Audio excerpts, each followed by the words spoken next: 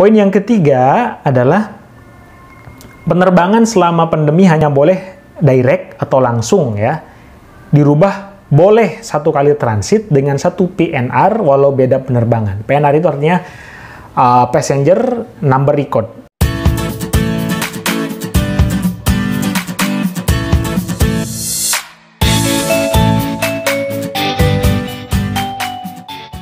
Namun sebelum lanjut, mohon untuk subscribe, kemudian nyalakan lonceng notifikasinya, agar teman-teman lah yang pertama kali mendapatkan update video seputar Mekah, Madinah, dan juga seputar haji. Syukron. Bismillahirrahmanirrahim. Assalamualaikum warahmatullahi ta'ala wabarakatuh. Alhamdulillah, Allahumma salli ala rasulillah, wa ala alihi wa ashabihi wa mawalah. La hawla wa la quwwata illa billah, amma ba'd. Bapak Ibu sekalian yang dirahmati Allah Subhanahu wa taala, mudah-mudahan dalam keadaan sehat walafiat, murah rezeki, dimudahkan dalam segala urusan, dijauhkan dari penyakit, dijauhkan dari bala bencana, dan mudah-mudahan kita semua diberikan kemampuan oleh Allah Subhanahu wa taala secara lahir dan batin untuk menunaikan ibadah umroh ataupun haji.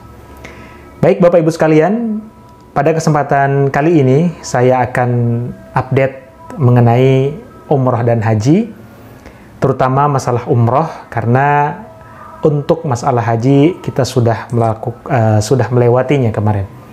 Ada kurang lebih 7 hal yang akan saya sampaikan, mudah-mudahan informasi ini bermanfaat. Namun sebelum itu, saya mohon yang baru bergabung di channel ini, mohon bantuannya untuk like video ini, subscribe bagi yang belum, dan silahkan tuliskan komentar yang positif di video ini, baik berupa pertanyaan, baik berupa saran, ataupun yang lainnya. Terima kasih. Poin yang pertama adalah bahwasanya peraturan Menteri Agama dirubah dari keputusan jadi keputusan Menteri Agama sebagai pedoman bagi penyelenggara ibadah umroh. Yang kedua, kewajiban karantina 3 hari bagi jamaah umroh di asrama haji dirubah karantina paling lama 3 hari, atau dalam kurung tidak wajib. Poin yang ketiga adalah penerbangan selama pandemi hanya boleh direct atau langsung ya.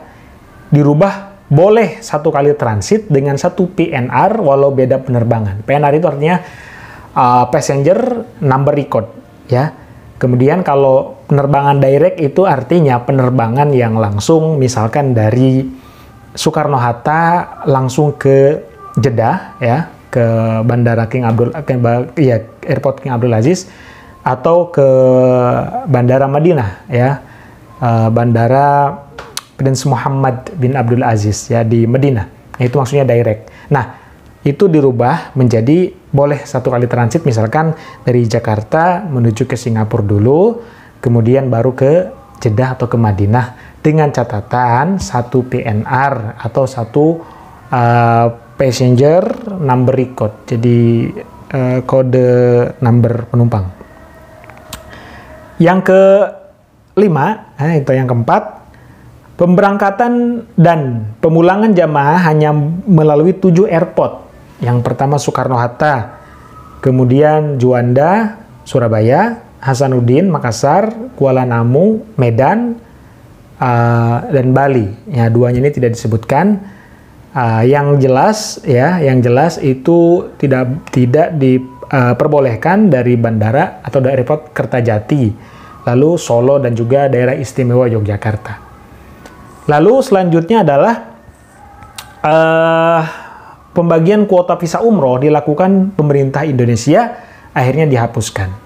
Jadi kalau kemarin-kemarin kuota umroh itu diatur oleh pemerintah Indonesia melalui Kementerian Haji dan Kementerian Agama, di bawahnya ada urusan haji dan umroh. Nah, sekarang tidak, yaitu dihapuskan. Selanjutnya adalah biaya paket umroh boleh dinaikkan ditambah dengan biaya lain berupa pemeriksaan kesehatan sesuai protokol COVID, karantina, dan biaya pelayanan lainnya akibat pandemi COVID-19 ya. Kemungkinan visa naik, lalu pajak naik, sudah jelas ya, dari 5% menjadi 15%. Tiket dan hotel, tentunya semua komponen ini mungkin akan naik. Karena kenapa? Misalkan bis yang tadinya bis itu di Saudi untuk 59 seater ya, karena pandemi jadi dikurangi menjadi setengahnya ya. Taruhlah misalkan jadi 25 atau 24 seat. Nah, orangnya berkurang, penumpangnya berkurang, tentu harganya akan naik karena perusahaan bis tidak mungkin ingin rugi. Pun begitu dengan hotel. Ya, tadinya quad atau satu kamar ada 4 tempat tidur, itu akan berubah menjadi double. Artinya satu kamar hanya 2 tempat tidur. Ya, seperti itu. Lalu komponen yang lain yang menyangkut dengan masalah kesehatan ya, ada PCR ya atau swab ya, ada rapid test. Tidak menutup kemungkinan setiap travel atau PPIU itu akan membekali jamaah dengan masker ya, kemudian dengan face shield ya, kalau kemungkinan sarung tangan, banyak hal yang akan dikeluarkan, kos yang akan dikeluarkan oleh PPIU ya, yang akan dikenakan ke jamaah. Namun begitu tidak berkecil hati, kalau niatnya lurus karena Allah Ta'ala, ingin berjumpa dengan Allah di tanah suci, insya Allah Allah mudahkan. Bismillah. Selanjutnya, rencana pemerintah membuat aturan agar penerbangan hanya diisi 70% masih diperjuangkan untuk dirubah. Karena dengan teknologi HAPA, negara-negara lain juga tidak membatasi jumlah penumpang. Ya, ini memang berat kalau misalkan kuota penerbangan, kuota pesawat itu dikurangi ya. Memang sekali lagi ini karena pandemi ya, karena situasi yang sekarang ini itu menuntut semua stakeholder ya, terutama di maskapai gitu ya, mereka ingin safety di satu sisi, safety yang kedua di sisi lain, kalau misalkan tetap kuotanya penuh itu akan berakibat fatal pada kondisi atau pada keselamatan penumpang. Nah, ini masih akan dikaji tentunya dengan menerapkan teknologi yang tadi saya sebutkan tadi.